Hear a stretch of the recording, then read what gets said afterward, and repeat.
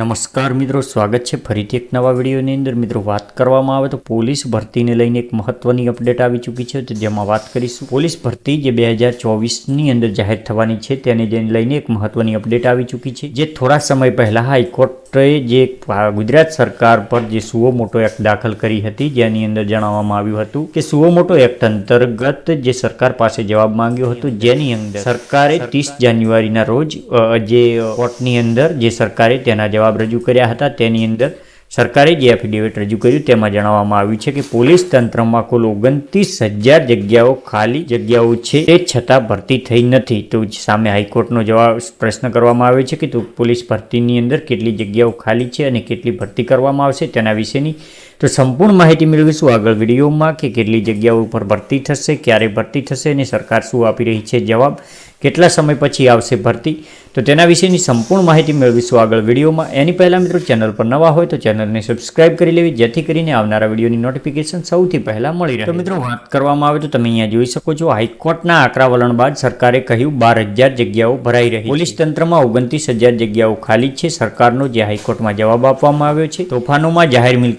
મિલકતોને નુકસાન સંદર્ભે કાયદાની જાણ કરવા નિર્દેશ આપવામાં આવ્યો છે. તો તેની સામે વાત કરવામાં આવે આ ભરતી વિશે, તો આજના આર્ટિકલમાં જે ન્યૂઝ છપાયા છે તે પ્રમાણે અહીંયા તમે જોઈ શકો છો, કોમી તોફાનો દરમિયાન જાહેર મિલકત અને જાનમાલને થતા નુકસાનને અટકાવવા પોલીસની ભૂમિકા સહિતના મુદ્દે થયેલી સુઓ મોટો PILમાં રાજ્ય સરકાર તરફથી સોગંદનામું રજૂ કરી જણાવાયું હતું કે રાજ્યના ગૃહ વિભાગ હેઠળ પોલીસ તંત્રમાં 29,000થી વધુ જગ્યાઓ ખાલી છે. તેમાંથી 12,000 જગ્યાઓ ભરવાની પ્રક્રિયા સરકાર દ્વારા હાથ ધરાઈ છે. હાઈકોર્ટે તોફાનો વખતે પબ્લિક પ્રોપર્ટીને નુકસાન થાય તો તે માટે અન્ય રાજ્યનો કાયદો છે તેવો કોઈ કાયદો ગુજરાતમાં છે ખરો, તેવી પૃચ્છા પણ સરકારે કરી હતી.